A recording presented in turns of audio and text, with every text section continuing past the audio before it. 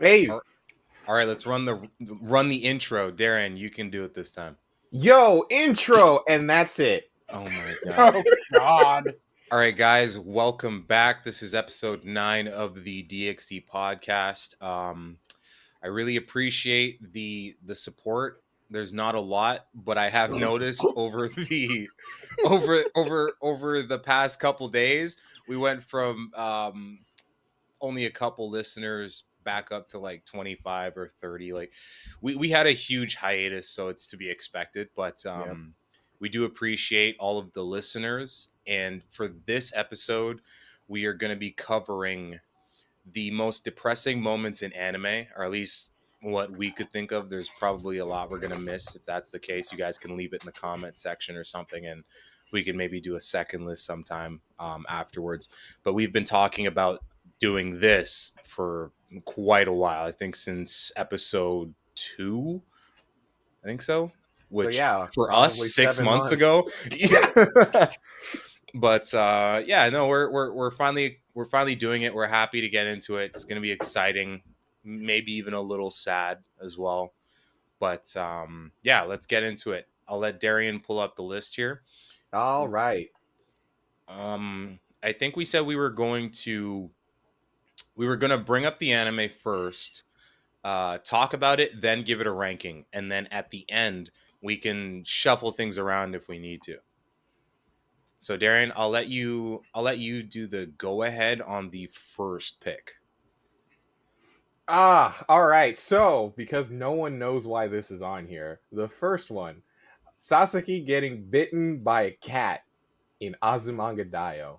Now, for those who Never don't seen know about Azumanga Daioh, it's a gag series. It's really fun. It's probably one of the earliest examples that most people in the anime community know of, besides stuff like Lucky Star and Ichijo. But the reason why this is on here is just for the simple fact that this girl loves animals, and this cat refuses to be pet by her every single time she gets her hand bit. I But does she okay, I'm shoot gonna lasers in outer preface. space? No, she didn't. It was, Aw, damn it. but here's the thing. Me and Darian did talk about this earlier, Hmm. but we didn't go into specifics. Darian basically wanted to keep things a surprise until the podcast. I did give some input. Colin gave some input as as to the selection of characters or anime moments, whatever. But for the most part, a lot of this is a surprise for us. We haven't seen this list collectively. So when he told me Azumanga Daioh is on this list, I was genuinely shocked because it isn't it is an obscure anime. It's also older than a lot of these other picks. It kind of flew under the radar for a lot of people, but it's the type of show that is always haha gags and crude jokes. So when he said that Ozmong Daioh was on here, I was genuinely shocked because I'm like, what sad moment, what depressing moment actually happened in this series? The most depressing thing I've seen is the main character baking a cake and having it fail. That's about it. So hey, it is what it is. But I'm not gonna lie to you. I don't remember this specific scene being super sad. So I'm going to say D tier because if I don't remember it that well, it means I wasn't that upset about it. Yep. Colin? I have not seen this, but yeah, I'm not really convinced that it should go any higher than that based on All right, then. D somebody tier it not being able is. to pet a cat. Oh my god! Wait, are we doing this in the order of the pinned image? Oh, yeah.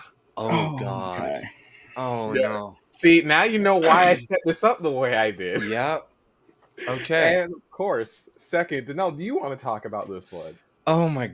Okay. Because All I know right. you can see it. Yeah. So for the second one, we're doing Jiraiya's death.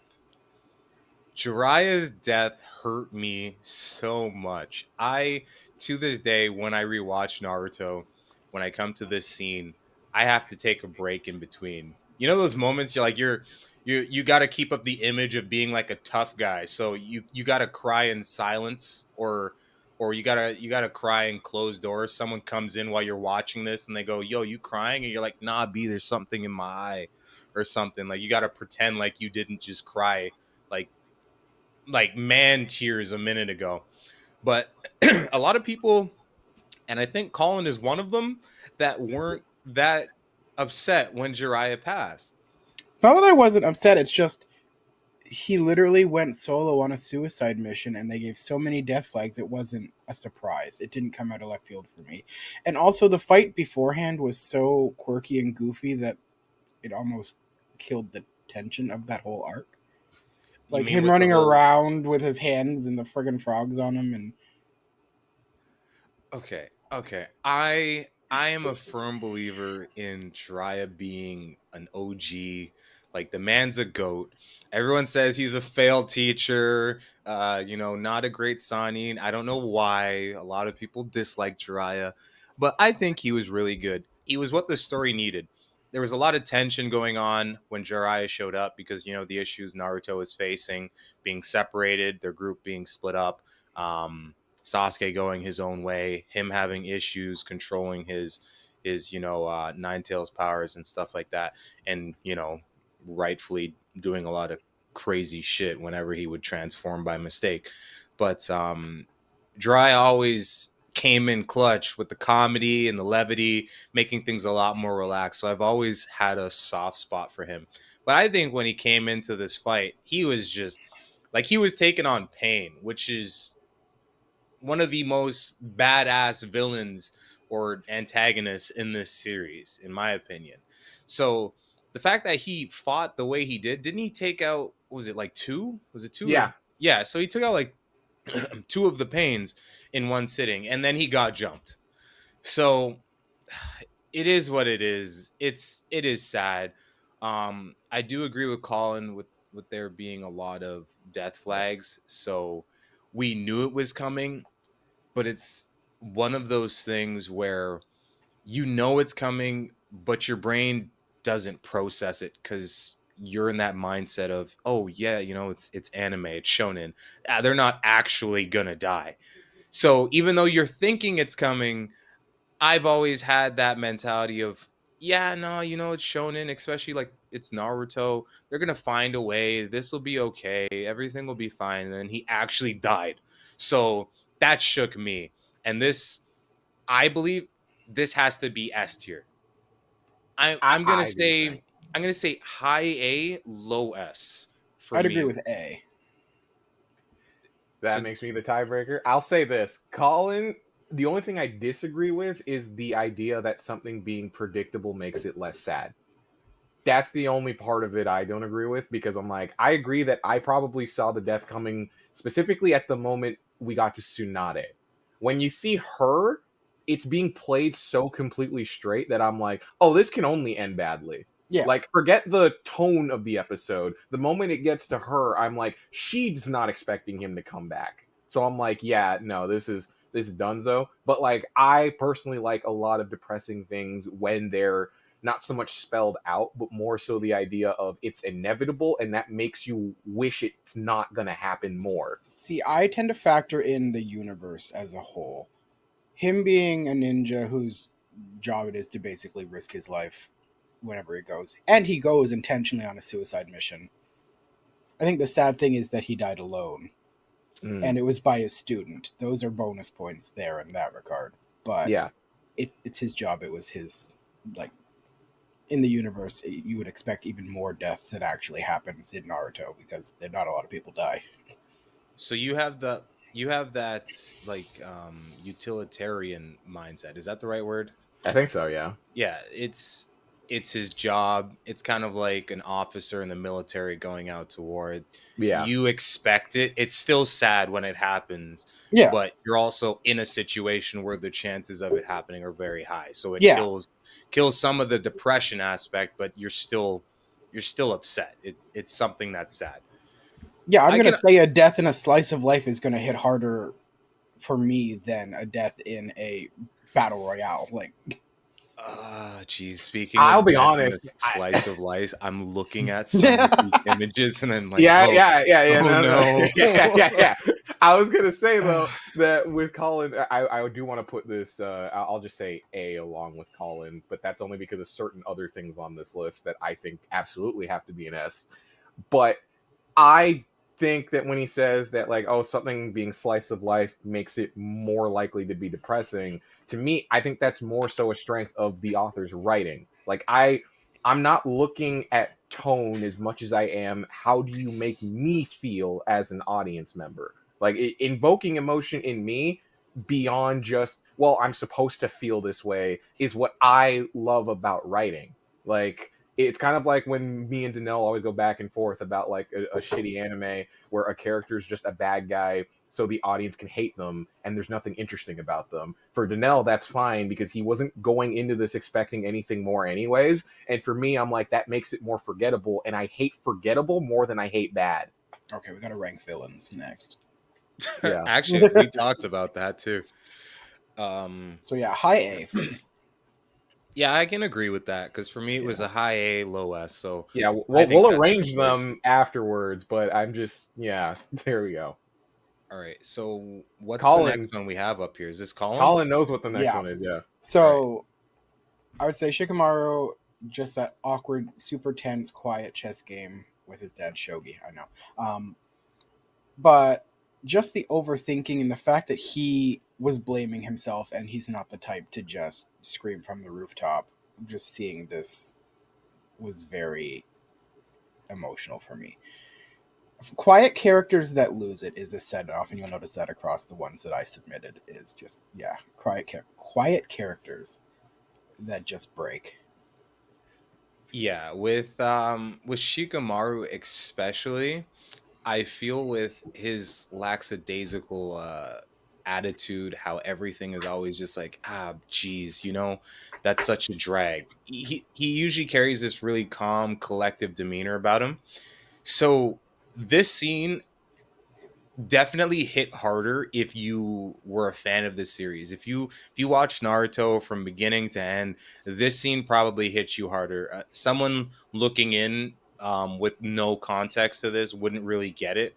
It wouldn't be upsetting to them, but this actually hit home because this is as close to a silent scream as you're going to get. And with Shikamaru specifically, it's just, man, like, he's a fan favorite. He's one of the characters you just want to see succeed, and then seeing this setback was huge. I think this is also a great example of what I was talking about with the Jiraiya thing, where I'm like, this is one of those deaths that was expected. They're fighting A, someone who's immortal, and B, the moment the blood happens, you know it can only end badly.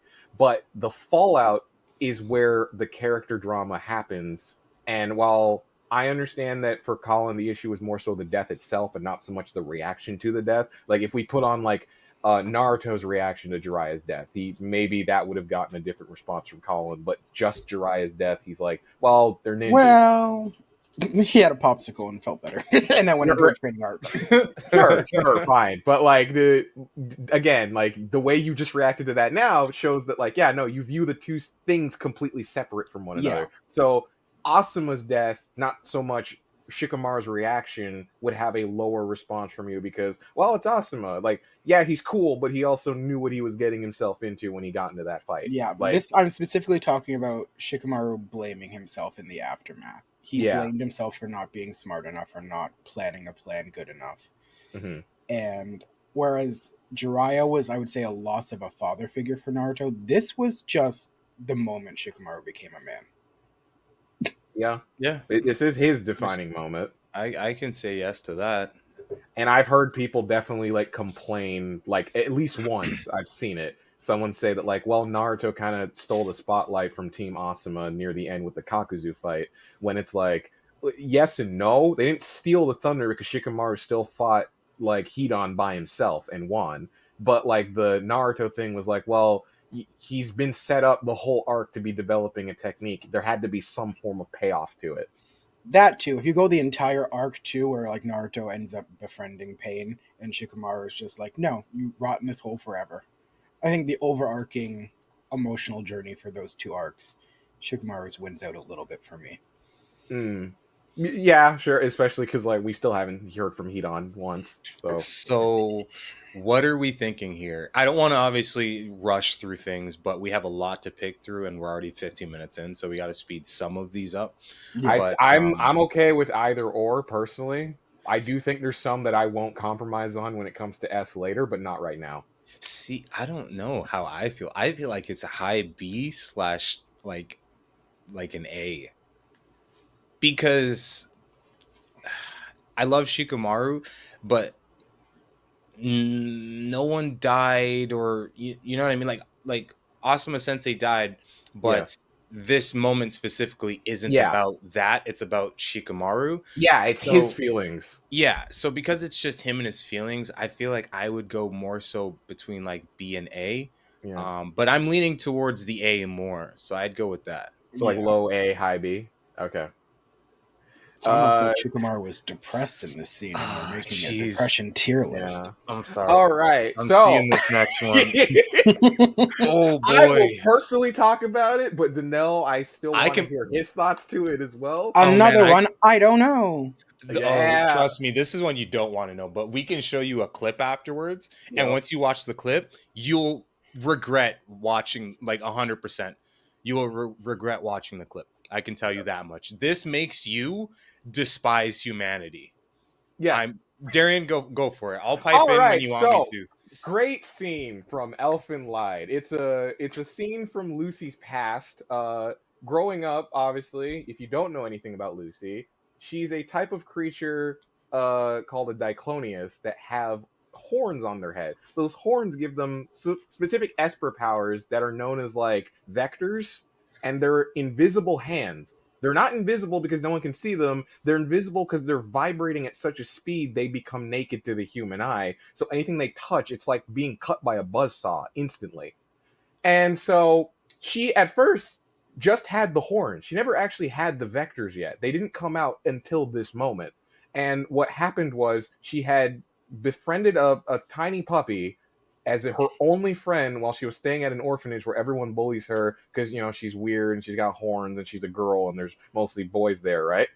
And they found out that she had a friend in this puppy. So what'd they do? Well, they held her down and made her watch as they bludgeoned it to death.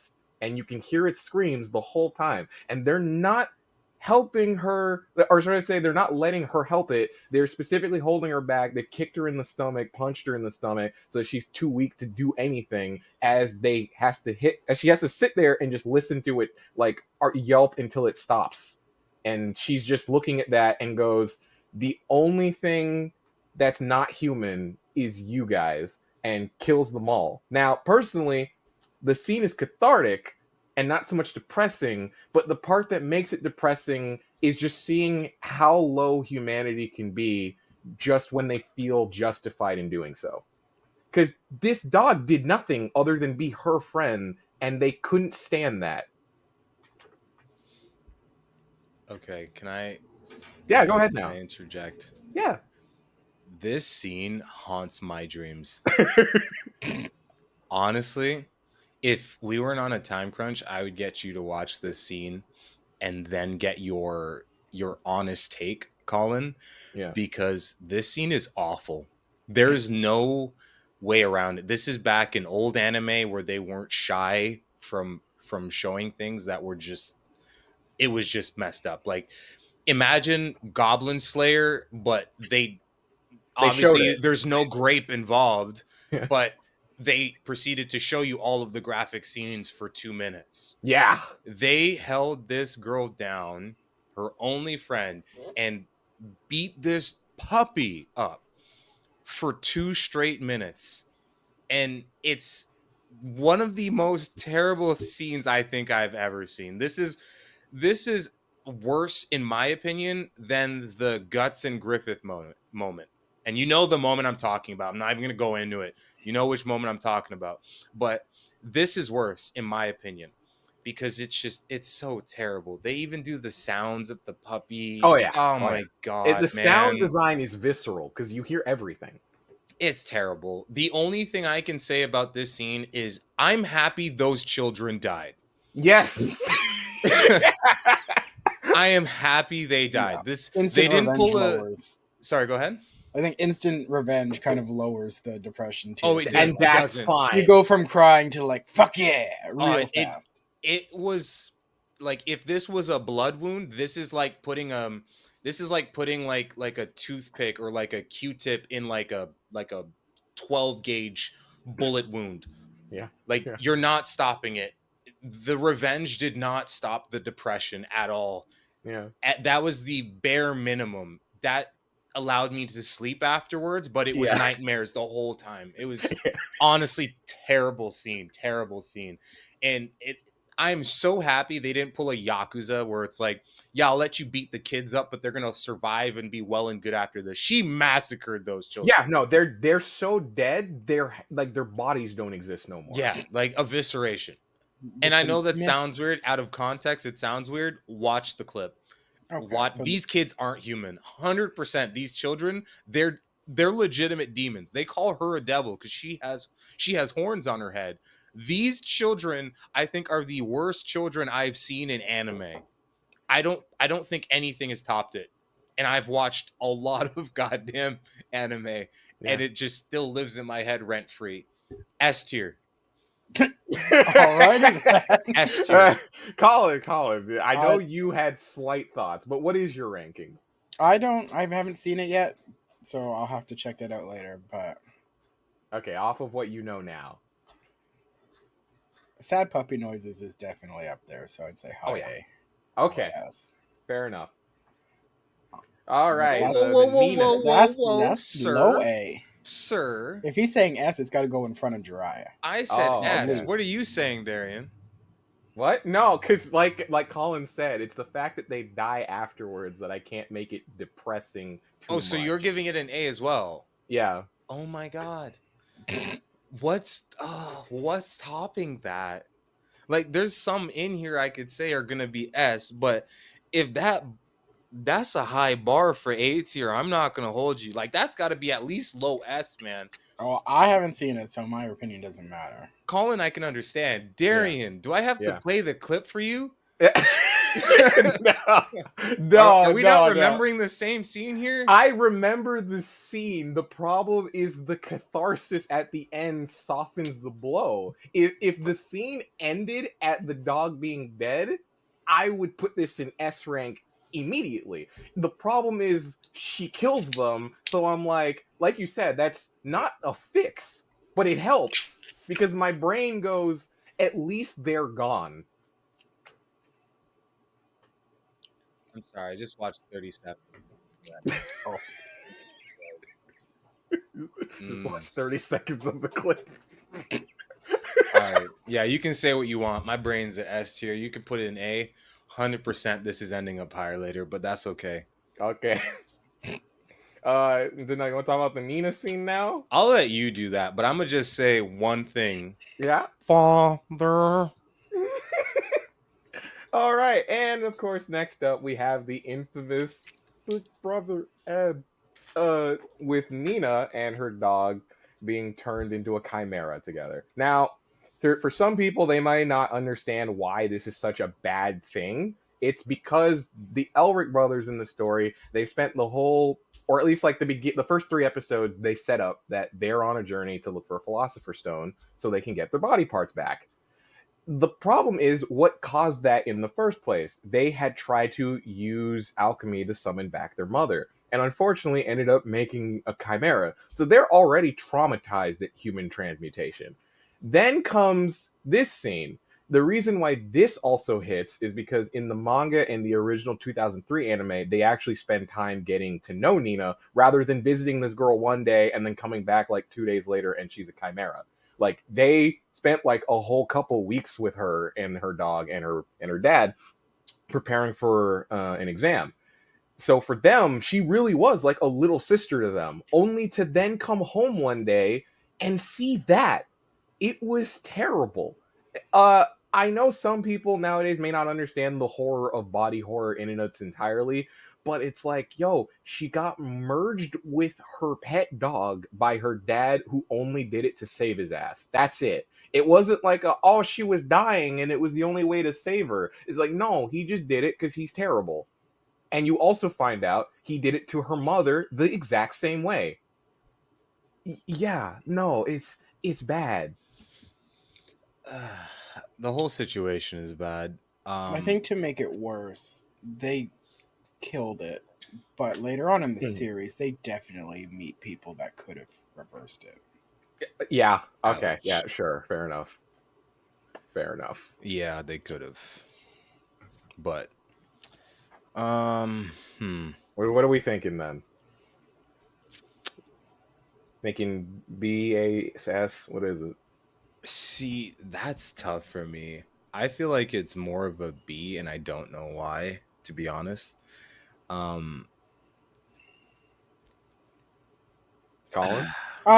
Yeah, because even if they hung out there for like a couple weeks in the show, I think it was only an episode or two for us. So Yeah. we that's didn't get probably to why I meet- didn't have the connection as There was much. no connection to this character. It was. I think it set the tone for the rest of the anime. Like, oh no, this is going to be a dark one. Yeah. This is the first major episode. It was shocking though, so for shock value, it's up there. Yeah. But for actual depression, it didn't hit as hard for me in that regard. So I would say a B. Yeah, I'd say it's a B, shift, but I definitely. don't think it's a like depressing moment. I think the problem too is that like a lot of people know FMA from Brotherhood and not so much original 2007. 2003. 2003, they really make you linger on that for like a couple episodes after it happens. Like Ed is like he messed up from that experience. Like it's bad for him. Mhm. Colin, I know you're the reason this one's on here. So This was your Yukine's Noragami. Ablution. Basically, he is just going through the processes of realizing he's a spirit, and that he can't interact with his own world. He was walking around his like school and seeing his friends and stuff, and couldn't interact with them. So he started to take on negative emotions and corrupting himself, which affected the god that adopted him. And they basically just had to just trap him in a barrier and make him realize that he's dead. It is over. Oh man. But you must accept that you are memento mori. You are mortal and you have died. Yeah. I'd say that's more depressing than the Nina thing, but I don't know if it's as depressing as what's in A tier. Yeah, it sorry, I'm trying to refresh myself a little bit because Noragami is a bit of a throwback for me. But I would say that it would be B tier. I think it's higher than Nina just because Noragami is such a character driven show. Yeah. You grow with those characters and you love them so much. So that hurt a lot harder. Yeah. But I don't think it's on the level of A tier though. I really don't. I think B tier is a good place for it. Like realistically, he was already dead. It was just coming to terms with it and stuff. So, that's a little bit different in this regard for A tier. A tier, pretty much everyone involved is like there's a death involved, so it kind of hits a little harder. I'm not saying death has to be the main reason why it's depressing, but yeah, I'm a little torn on this one. I think it would be like really high B tier or low A. So I'll let you guys pick, and then we'll adjust it accordingly. I think it's solid middle ground B. Yeah, Yeah. grieving his own death was an interesting concept, and that's something that we don't as people get to do. So seeing that portrayed is interesting. And I've been Persona 3, so I know all about that. All right, so the next death. Wait, is that Sasha? Yup. Yeah. Oh my god. Oh, no, it's going to be back to back for you. See, this Donald's gonna be mad at me. Oh no. All right, let's go with Colin first. Okay. This is under the grounds of soldiers on both sides killing each other, so I don't care. The casualties of war. Listen, I understand that mentality, but I'm about to. I almost swore. I gotta hold myself back. Screw Gabby. Screw Gabby. This girl is out here with her freaking wishy-washy goddamn what do you call it? Like she was brainwashed. I can't remember what's the term for it. She was brainwashed for the war, like raised in it. What's it Yeah. called? There's a name for it. Propagandized? No. Well, kind of, but not really in this case. Yeah. Okay, but you get my point. Yeah. She was raised brainwashed. I get it. I do. But Gabby pisses me off more than anything else because she shows herself as such an intelligent person. She's able to see both sides, not like the people of freaking Marley that don't know that, the Eldians, right? Yeah, I'm Eldians. mixing things up in my head. It's Eldians. Yeah. Yeah, she's not like the other Marleyans that don't see that Eldians are just regular people living ordinary lives that had their walls kicked down and murdered. Essentially, they're being massacred for things that happened way beyond their freaking generation. So she had that information and still kept preaching. Oh, but Marley though. I'm gonna be one of the good freaking Eldians. Eldians. My mindset is you've seen the way they treat the other Eldians.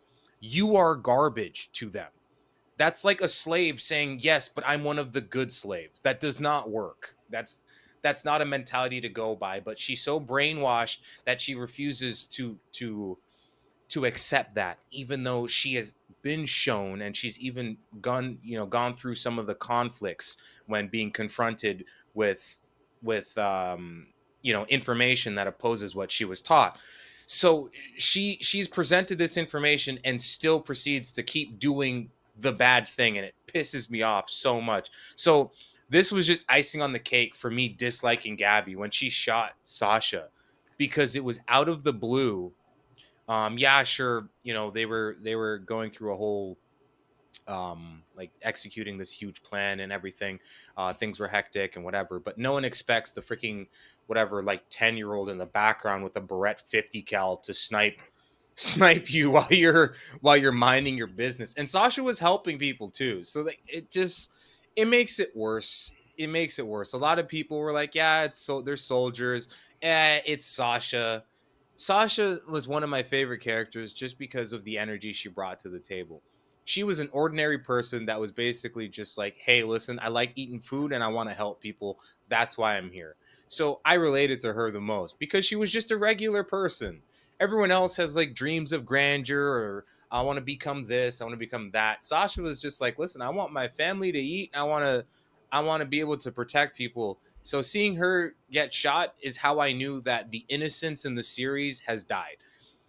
And you'd think that it would have died There's like 8 before. million deaths before this. But Yeah, okay. you'd think it would have died before, but it's the main cast now. At the time, you had people like from Levi's team basically get yo-yoed and shit, like eviscerated by Yep. Annie and whatever else. Yeah, sure, you saw it, but the main crew, right, the main team that we grew up watching was still there, so it doesn't hit the same. So when the comedic relief dies, the one that's supposed to stay alive, the comedic relief never dies in anime, so when they die, yo, that shit hurts. And when it was Gabby, that stupid piece of shit, it made it even worse for me. I Because want you I would have all to rather her know. get shot by random soldier 32 instead of freaking Gabby. Because that's just one more thing to add to the roster of reasons why I hate her. Not only is she committing freaking war crimes, she's got all these what do you call it? These accolades of stupid things that she does, and it pisses me off. Everyone's always comparing her to Aaron, saying, oh, she's basically just Aaron but younger. Listen, at least Aaron has his ideals and he sticks to them regardless of the consequences, whether good or bad. I get it, but she's wishy-washy. She will apologize to the blonde girl in that cellar when they had that moment, but then afterwards do some dumb shit. I can't. I'm sorry. Like, nah. Sasha, A tier. Colin, I want you to say yours, and then I'll say mine. Yeah, I'm never being invited back. See? See? Oh Okay. my god, All right. So I bro. want it to be known I do not hate Gabby as much as Danelle, but that's because I'm a fan of her writing. I understand that that's not a take most people have. I'm a weirdo like that. I get it Be- from a writing aspect. From a writing aspect, she's technically a good character, right? She's not black and white. There's a lot of nuance there. I'm talking about as a person. If I yeah. met her, if I was in that situation, like I'm an Eldian, she's a Marleyan, I'm going to grab her and scream, like shake some sense into her. Yeah. You're a slave too. We all are. That's we it. all, we all black. They don't like us. If you're sitting, I'm black, okay? If I willingly pick the cotton, you think my slave master is going to be like, yeah, that's one of them good slaves. What? I'm still a slave. This is what I'm not understanding. And I get it, brainwashed. She's brainwashed. Blah blah blah blah blah. I get it, but yo, you can't show this high level amount of intelligence multiple times and still tell me that you refuse to accept the information that is literally being shoved into your face multiple times. That's what bothers me. It takes everybody dying or somebody dying, somebody getting brutally hurt or whatever, wounded that is close to her for her to put two and two together. Like, okay, maybe things aren't the way I thought they were. Oh, really? Really? When you found out that they kicked down the freaking walls and massacred how many people? Like the vast majority of the population that were just, families and small children living their lives. But you're the dirty Eldians. We are the same thing. Your blood and my blood are the same. It doesn't make a difference. They're just telling you that, and you're gonna sit there and you're gonna take it because you're brain dead partially. I don't care. But anyways, So I I digress. put it in B. Okay. So Danelle, I know that was hard for you, but we need to continue. So here's one that you Oh no, submitted. no. Yo, what are you doing to me? You got Brooke on here next? Yeah. Brother, you got Brooke and oh my god. We put these in order to raise your blood pressure. Oh man. Only to drop it and then slowly build it back up later. Oh my god. Oh my god. Okay. So the next depressing moment is Brooke's moment back on his ship, his original ship when he was alive with his crew. If you don't know this moment, oh please. It's I love One Piece and Okay. this moment broke me, man. You ever hear Brooks sing that song? I can't remember. There's an actual name for it, but I can't remember. He basically sings this sailor song where he's always going, yo ho ho ho, and he goes on and he sings that thing. Um, Long story short, they were stuck. They had no food, no water, whatever, and they were basically in like a wrecked. I can't remember what they call it, but it's an area basically filled with wrecked ships, and they're essentially no escaped. They drank a bunch of poison, and they sat there singing this last song as he watched his crew die one by one. It's so sad, and you can just see it progressively get worse and worse. You can see Brooke just breaking down, and then Brooke himself, because he had the devil fruit. I can't remember the name of the devil fruit either. Jesus. But he has a devil fruit that makes it so he can't die. I think it's a soul fruit. I can't remember. But either which way, he dies alongside his crew, but doesn't actually die. His body dies. So he's sitting there in torment. He was stuck here. Was it 100 years? Oh, I can't remember, and it's going to take me too long. But essentially, he was stuck here for a very long time, trapped in his feelings in front of the dead bodies of his crewmates.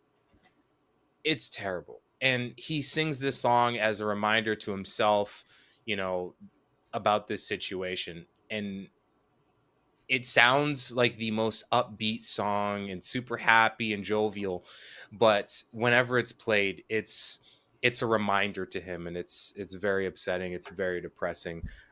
Most people, if you didn't watch the series and you hear him sing the song, most people would think that it's this, it's just this heartfelt song. It's super nice and uplifting. Meanwhile, it's the polarizing effect of watching your friends die while singing an upbeat song that makes this moment hit so hard for me.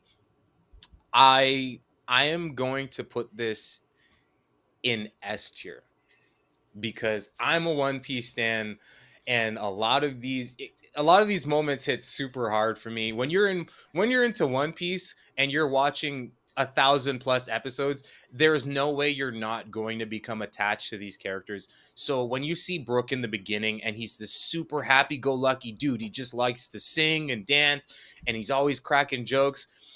You wouldn't expect his backstory to be as sad as it is, and when you find out this information, you have an entirely new perspective on Brooke as a whole.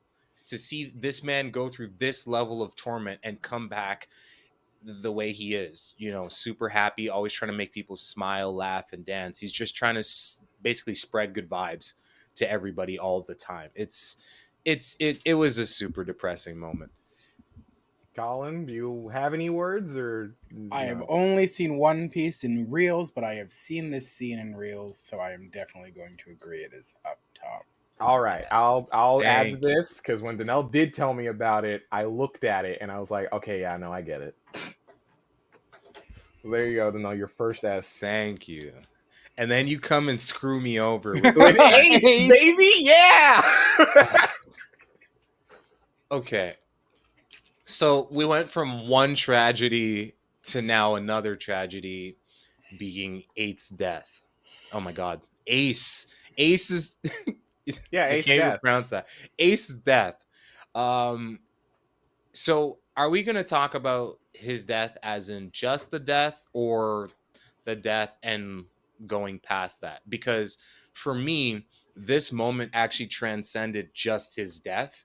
It's the whole package that makes it as sad as it is, because um, you essentially have this lead up where Ace is captured, he's being held by the Navy, and the Navy wants to publicly execute him because you find out that he was the son of the original Pirate King, Goldie Roger. So they're essentially trying to execute him as a power play, to basically assert their dominance, show that, yeah, we're not going to let this next generation of pirates strive. And there was so much leading up to this, man. People coming from all across the freaking world trying to get to Ace to stop this from happening, just for Ace to get his chest punched through by a Kainu right in front of the people trying to save him. This was such a hard-hitting moment for Luffy. Whitebeard. Whitebeard came raining from the sky, cracked earthquakes, freaking fire and lightning to come save Ace. And you had these moments of happiness because you saw all these big players popping in to come save Ace. For him to die within the last second of them being able to reach him, it hits so incredibly hard. And what hits harder than his actual death is the follow up afterwards.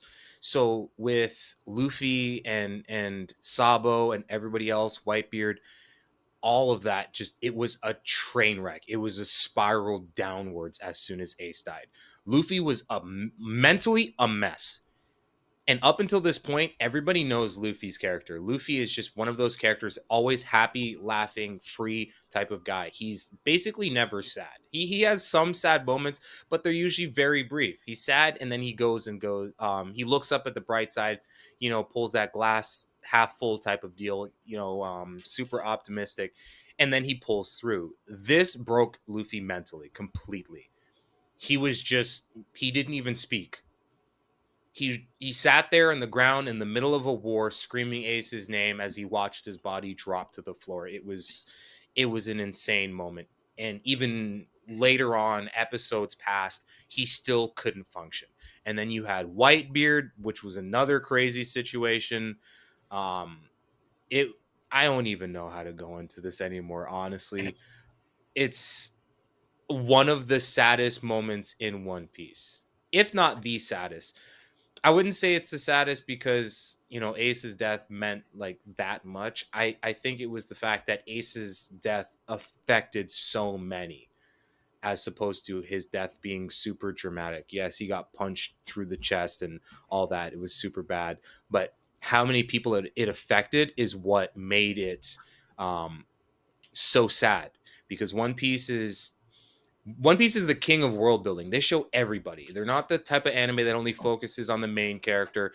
When Ace died, they flashed to everybody affected by Ace, even the random villagers in a freaking town, or like an island across the Grand Line. They flash in, showing what's going on with them, because everybody's getting the news of Ace's passing. And if you're up to date with One Piece and you've seen Wano, then you know that Ace's death is even a player there. When they get to Wano and they start telling other people there that Ace died, it's another thing again.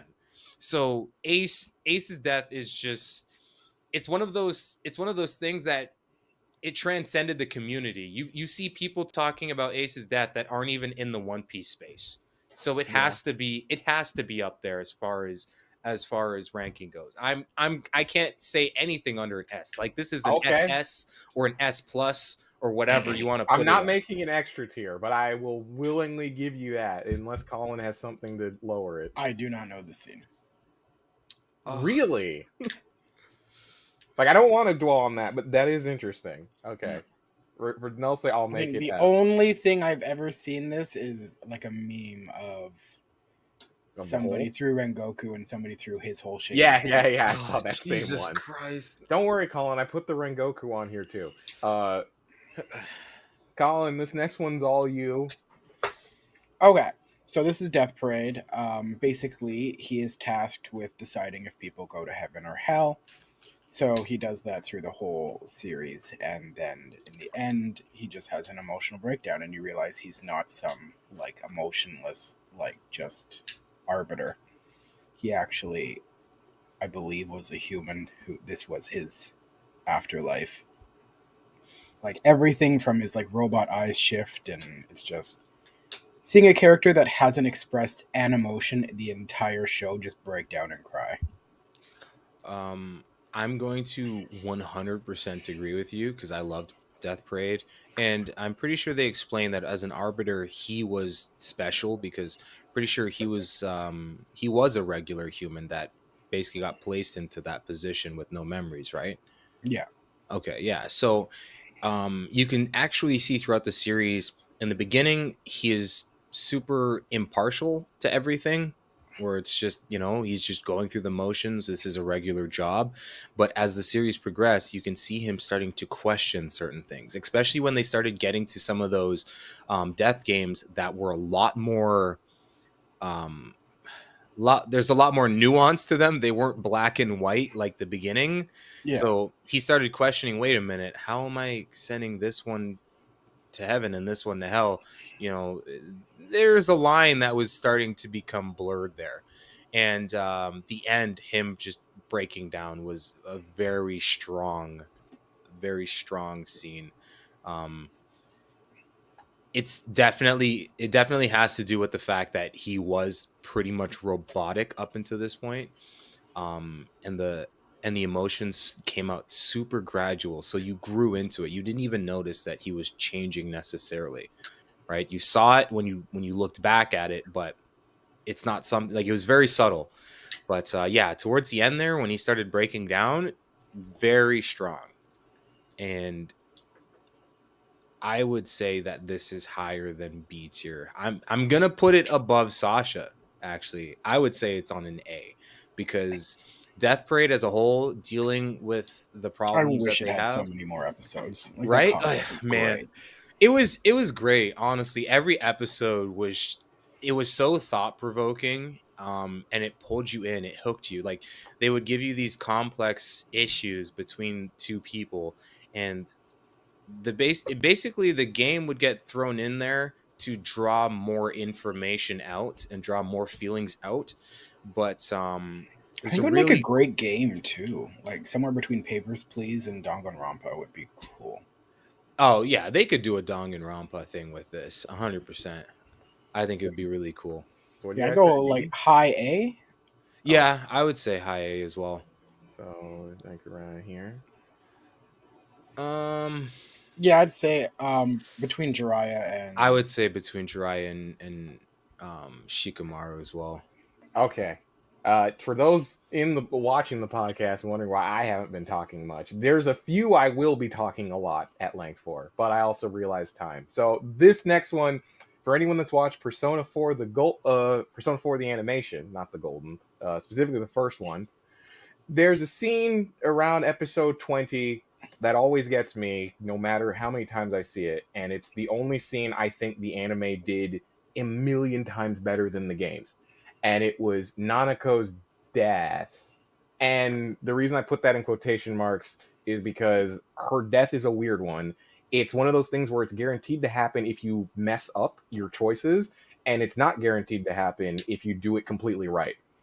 But the reason why the anime version of this scene is so good is because they make the main character a person, not just a blank slate for you as an audience member to put yourself onto. You is his own individual. So seeing him work so hard to get Nanako out of the TV world and then having to go to the hospital and watch as her body slowly turns cold because she's dying in the hospital bed as he's telling her, but there's still so much more stuff that they plan to do together.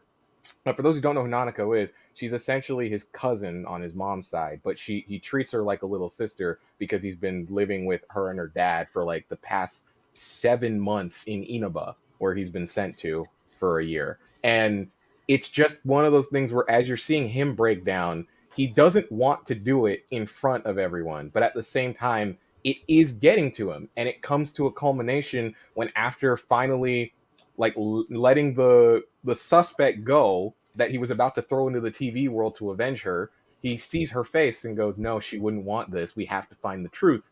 Everyone then goes home, and he stands there in the snow as Yosuke comes back and just lets him cry on his shoulder.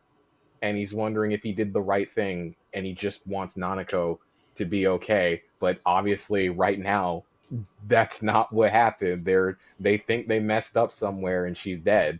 And it's not until the next episode that she miraculously her heart starts pumping starts beating again on the heart monitor. So it's like, god damn it, man. That episode they played that completely straight all the way through to let it just be as depressing as possible. And it got me. It got me a lot. Okay, Darian. So we haven't seen this at all, Yeah, no. I know. We're Yeah, I gonna know. have to put a spoiler warning at the front of this episode. Hardcore. Yeah. Oh, well, yeah. A lot of these are older though. It is what it is. If you haven't seen Jiraiya's death up at this point, yeah, I don't know what to tell you, man. Do you I didn't even even watch know anime? Persona had an animation, so Yeah. Multiple. So Darren, what would you put this in as far as your ranking personally?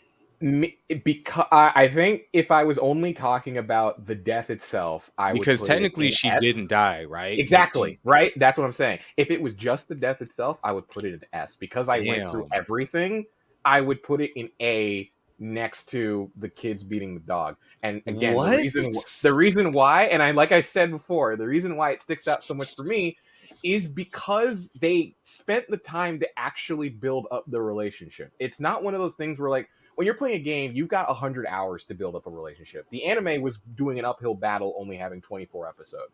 But they still managed to do it because the 2 episodes before the death happens, you're spending time with Nanako and Dojima, and at the same time, because the entire anime builds up you is like a weirdo. He's barely emoting, if at all. And the longer the show goes on, the more he expresses himself. So this is like the most expressive he's ever been, to the point that when he's like debating throwing Namatame into the TV world, he's angry. Like, you see his face. It's not like earlier in the series where he's like kind of like, I guess I'm here, right? Like, no, he's mad. And the others are like, they're fighting with each other. Like, all the guys are with him in like throwing Namatame into the TV, and the girls are like, what? You can't do this, like blah blah blah.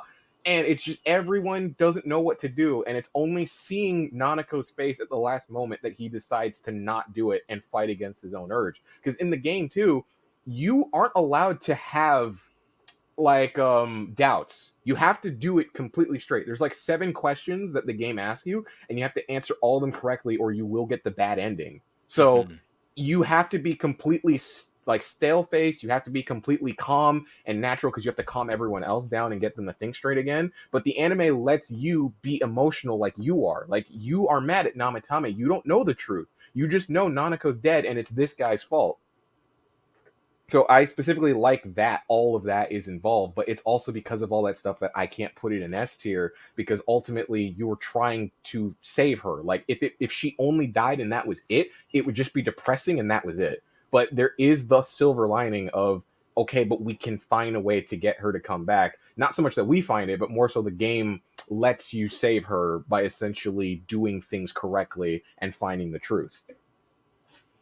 Okay, so you're saying high A. Yeah, I again haven't watched this. I know. But And I've been trying to get him to watch it, people.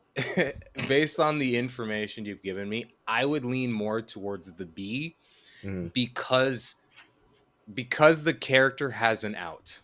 Yeah, I get it. So it again, I don't have the connection to these characters. If I did, it would probably be more understandable as to why it would be an A, but I'm leaning to B just because from what you're telling me, all of this stuff happens and then her heart starts beating at the end of it. Yeah, the fact you told us that really just because we haven't seen it breaks the tension for us. We're like, well, she Yeah. If you didn't but tell I me still that, wanted I to be would completely honest. Yeah. Yeah, you should have left at a cliffhanger. It might have gone a little bit higher on our rankings. I would leave it as a B for me. Okay. Colin, you'd also be? Yeah, based on the fact that she lives, it's just a lot of tears for no reason. So yeah, I'd go B. Okay. Maze Hughes' death from Full Metal Alchemist. Okay, that one's high for the fact that didn't the person Envy take the shape Yes, of it was someone he Envy. loved? Is it his wife? Yes, it was his Yes. wife. Okay, so that's fucked up. Yep. Yeah. I would also like to include the fallout of the death, aka everyone mourning his death at the funeral, as his daughter's going, why are they putting dirt on top of daddy? He needs to get up for work in the morning. And the mom is just bawling because she can't tell her. Like, for me, like that's easily A, if not S. And Mustang being like, "Oh shit, it's raining when it's a beautiful sunny day." Yeah. Yeah, no, with Mustang is oof. So what are you guys thinking? It was messed up, but it didn't hit me as hard. The whole situation. No, your voice is muffled. Oh, sorry. Yeah, no, I was saying, the it was messed up, but it didn't hit me as hard. So, Well, if we're doing that, it's not S. But like, what? No, it's A, not. B? It's not. No. A, B, High B. I, B. Like, rest in Yeah. peace, bro. But I haven't Okay. watched Full Metal Alchemist in a long time, so maybe that's. Yeah, I would say B. Okay. Danelle, we got two of your Don't do favorites. this. We got two I of your don't know For your either. sake, I'll at least talk about the first one. You can talk about the second one. Okay. All right. So we got Tomoya holding Ushio in his arms. This is, as Colin show? mentioned earlier, high spoilers for Clannad After Story specifically. Okay. So Tomoya, at the end of Clannad, had gotten together with Nagisa. After Story is essentially their after story, right? After they had gotten married and decided to have a kid together. The scene, however, in particular we are talking about comes way after that. You see, during Nagisa's pregnancy, there were a bit of complications to the point that by the time she finally gave birth, her body was just simply too frail to take the strain, and she had passed away. So now Tomoyo was left to take care of their daughter by himself, who is Ushio. However, Ushio unfortunately gained the same genetic problem as her mother and also has a very frail constitution. So as they're walking home together one day in the snow, not Ushio's body just couldn't take it. And Tomoya had to lose both of the women he cared about in his life back to back, super close too, because she's like 3 at the time, like she's young. Brother, listen. You didn't need to do an epilogue. Like, you didn't need to do that. You could have just left it. Why are you gonna make it sad? There's an entire list of things in Clannad that mess you up, okay? And even the next one is canon 2006. Yep. They're both the same creator and everything, and they both do an equally good job of just messing you up. My God. when After Story happened and Nagisa dies, Yeah. You're already hurt because you come from Clannad, the original, and you know she's just such a sweet character, man. You don't want to see anything bad happen to her, and then you watch an entire season with her and you just love her to death, because that's the thing with these series. Clannad After Story, canon, they do a really good job as far as character development and making you really love the characters, because they pull a freaking Aaron and they wipe him out when you least expect it, and you don't see it coming, because it's just like Higurashi. Everything's all cute and cuddly, and next thing you know, someone dies, and it's jarring. But seeing his wife die first, and then now seeing his daughter die afterwards, this was so left field, because they're just having this nice little walk, and then you're starting to notice things are becoming a little weird. His daughter's slowing down. She's holding on to his hand, and he's looking at her kind of funny. And then next thing you know, she just starts to kind of fall down. And you're just sitting there like, oh, okay, she must be sick, right? They're pulling that anime trope, Yeah. girl gets a cold and, gets a fever so bad it knocks her out or something. Yeah. You wish, you wish that's what this was. They just went, she just died. Like, they skipped all pretenses and just she's dead, bro. That's it. And the worst part, it's an after story. Like, the story's done. You didn't need to do this, and the author was just like, "No, y'all crying today." No, because Clannad is a literal it's a train wreck simulator. Is what it is.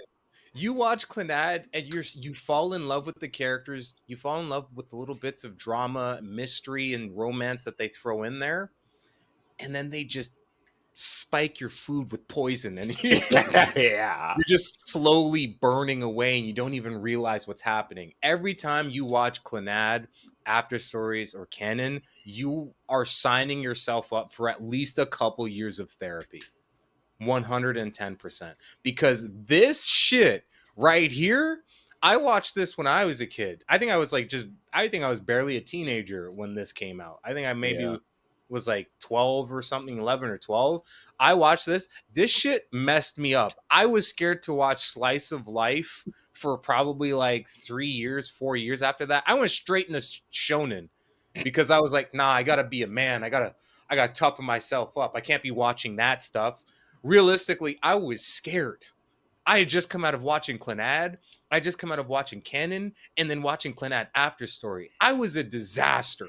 Okay, like just straight messed up. This moment for me was freaking terrible. You know what makes it worse though, Danelle? So like before that, there was already like an issue of like needing to reconcile with her dad over something in the episode titled "The Ends of the Earth," because it's like a parent would go to the ends of the earth for their child, and then the next episode, "The End of the World," is when she died. So her death is the end of his world. Oh my Like god, they knew how to gut punch you. buddy! I'm telling you, man, Clannad. I don't know what the writer has been through, but Jesus Christ, this writer, he says, "All right, I'm gonna spend the next god foreseeable future making you love this character." Make you love all of these characters, because mind you, even the main character, he's not just some throwaway main. Yeah, People love that people yeah. love that guy, Tell me it was great. and they just proceed to make him suffer so much, make his wife suffer, then his kids. Man, it's so terrible.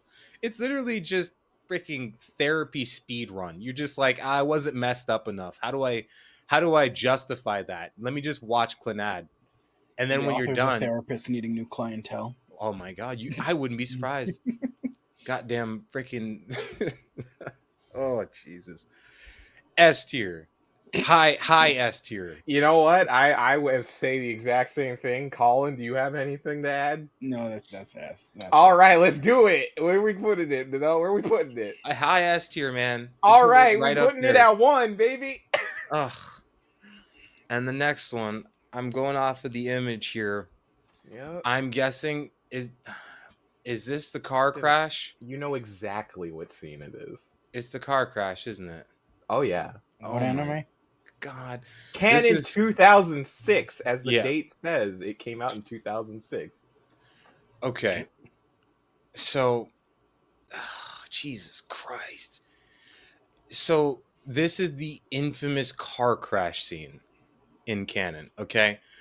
So long story short, canon is the same situation as Clannad. Everything starts off, it's all bubbly, happy-go-lucky, everything is cute and cuddly, right? Guy moves back to this town. He's living with some family members. It's a daughter and the mom, and they're super great people. Everybody loves them. They're really good characters, and typical typical canon, things start to derail a little bit, where everything starts off happy-go-lucky and then starts to come down to depressing moments. So they're starting to bring everything down. You notice even in like the setting of the series. In the setting, everything started off super bright, sun shining, and then next thing you know, as things are starting to become more depressing in the series, we're now having everything become gray and dark and dim, and it's just really good way of storytelling. Um, Long story short, I'll skip all the other stuff leading up to this, but just know that things were already becoming really depressing, and they were basically fighting for just a strand of happiness in this newfound situation that they're in. And you, even as the viewer, right, while you're watching this, one of the only saving graces is the mother, because whenever main character and the other girl come home, they had this mom that, even though she doesn't exist, she's a side character at best, right? She only shows up every once in a while. She had a way of making everything glow, and they even did it in the show. Everything would be gray. They'd come home, the mom would be there all happy-go-lucky, trying to make them feel better, and it would just be bright around her. Okay, so she was probably one of the most loving characters you're gonna see in an animated series, and she just gets hit by a car out of the blue. You're sitting there, and the main it just flashes to the main girl. What happened again? She was doing something, and because of that, the mom.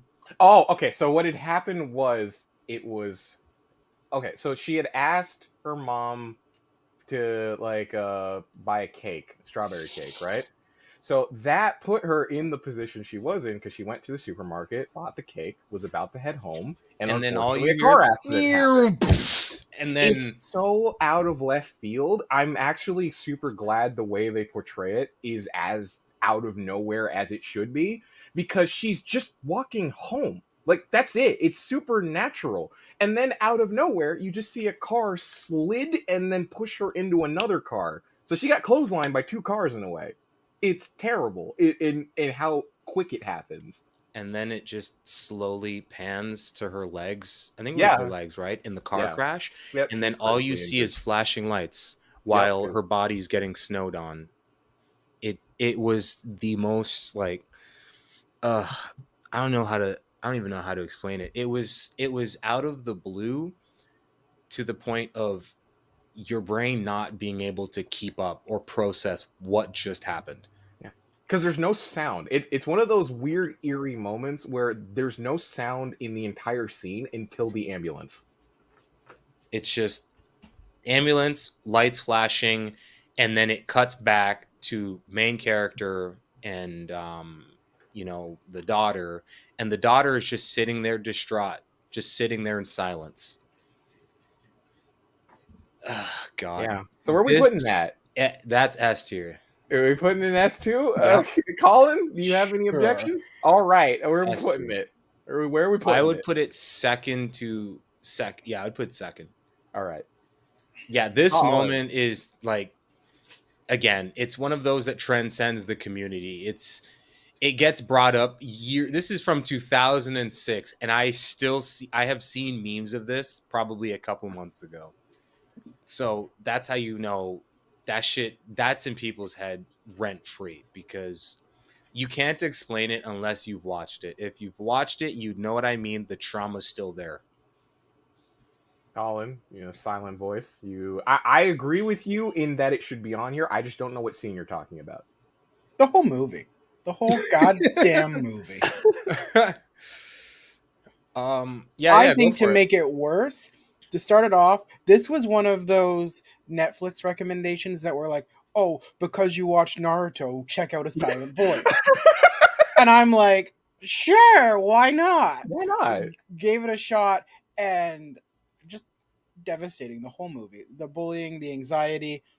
The scene that really got me is, because I know sign language, this woman, she signs, because she's deaf, he bullied her. Yeah. And then grew up a little bit and was like, shit, I was an asshole, and then tries to fix it. And then people start judging him for like, oh, now you're just trying to get some redemption or whatever, so you feel better about yourself. The part you should also remember is that after she had left the school because of the bullying, the principal came to the classroom and was saying, all right, who caused it? Those earphones, because she has like super expensive like earphones. Yeah, are part of the reason why Someone like, ripped it out of her ear, right? which a was hearing him. aid. It was him. He had wondered what they were and was like, yeah, "Oh, why right. you have these?" And didn't realize that like, no, she needs those. They're connected to her inner eardrum, so they were bleeding, obviously. And it's like they're also expensive as shit. So principal's like, "Okay, listen, mom called. She's taking the daughter out of the school. This bill also needs to be fit. So for one, that's a problem the school is going to cover. But we need to know who caused it so we can set the proper blame." Teacher immediately calls out him, despite knowing for months that There was multiple people. That was the right. problem. Yeah, and not just him, but like in general, like the teacher knew that was going on and didn't say anything until when the principal got involved. So he spent the next couple like years being bullied and ostracized, and didn't realize he was being bullied and ostracized until about middle school. And it took until high school for him to properly fully learn sign language, because he had started while he was in middle school, realizing that like, oh shit, I'm getting a taste of my own medicine, which, mind you, is true, but also completely unfair because they blamed everything on him, and it wasn't just him. Yeah, everyone else bandwagoned onto him as well, even though they were completely complicit in the bullying. Mm-hmm. There was also that bitch there, but she got her comeuppance. That mom smacking her at the end of the movie was just... Ooh. See, Correct. okay, you know what's funny is like, I know she is, but at the same time, I hate one character more than her, because at the very least, she's open. Like, she's an open, terrible person. The person I can't stand in the movie is the victim character that thinks they're a victim and they're not. And it's not the main girl. It's one of the old, like, blonde girls with glasses. I can't stand her. Kawai, I think, is her name. I hate characters like that. They're just, in general, are like, oh, everyone did bad things. Why are they doing bad things? But then also she's a friggin' snake. Her. I can't I stand remember that her girl. now. Ueno's bad, but she's only bad to the main girl. In terms of Kawai, Kawai is terrible in general, because she's a snake. That's what she is. But yeah, I know, Colin, though. Where do you put it? Like the Yeah. whole movie? The whole movie. Well, one scene in particular is the scene where the entire movie she tends to sign "See you later," Hmm. but then at the firework festival she signs goodbye. Yeah, which is supposed to And be a sign that she. Yeah. yeah, Mm. which is really subtle, and only people who are like Who knows sign confident in language? sign language would pick that up. So, but I would say that whole movie is like high A. Like, Okay. I say I say it's a little unfair to do the whole movie, but as the whole movie, I would have to put it above most of these. Yeah, no, I agree. Uh, I think the whole movie was also a depression simulator as well. I'm not gonna lie, but at yeah, least it had some bright moments towards the end. So A is a good fit.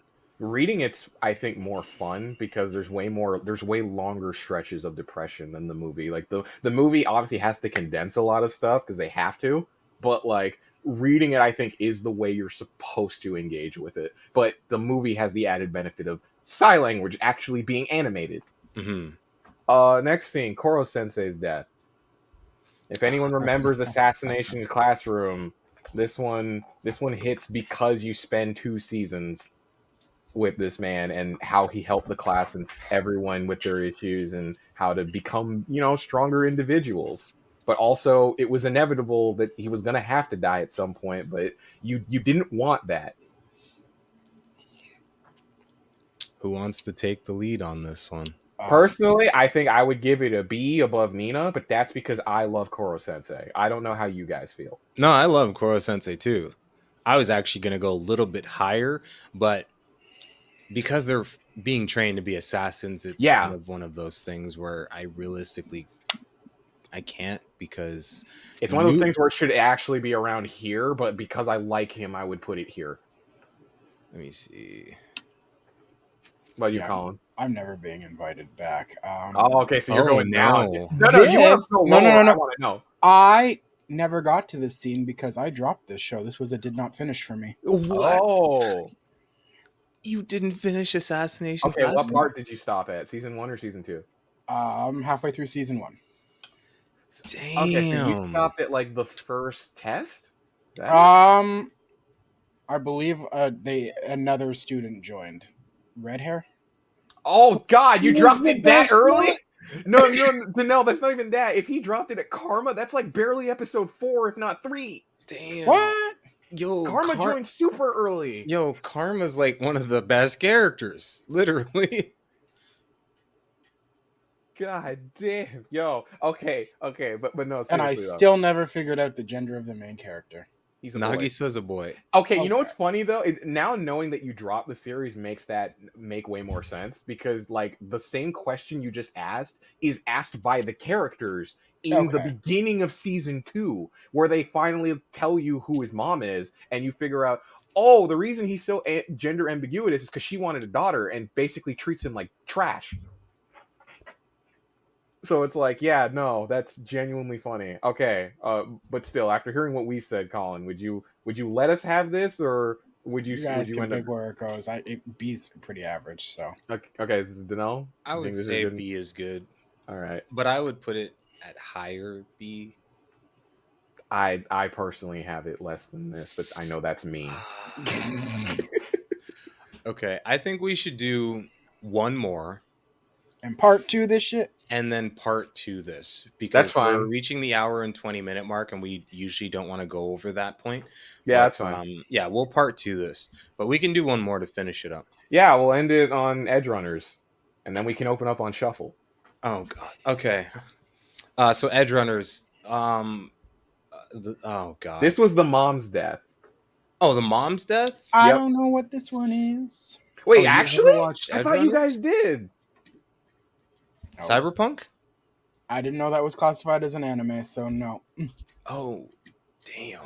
It literally is, though. It's made by I Studio don't- Trigger. I don't know. Netflix doing all these air quote animes lately. I don't know what's anime anymore. Fine, I'm just saying it's Trigger, so like I would have called it that even if it was Transformers. But yeah, no. So like I personally like don't have as much info on Edge Runners as most people do. But the one thing I did know about was this scene, and I put this I don't put it on par with the canon 2006 death, but it for me invokes the same emotion of, oh, that just sucks. Like that's terrible what happened, because she's not dead yet, but she's in such critical condition that the main character doesn't want to let her die, obviously, because that's his mom. But it's like the paramedics are like, oh, you're poor? Screw you. Leave her body for dead. That's it. Like, god damn. Yeah, I think her death in and of itself was sad. It's just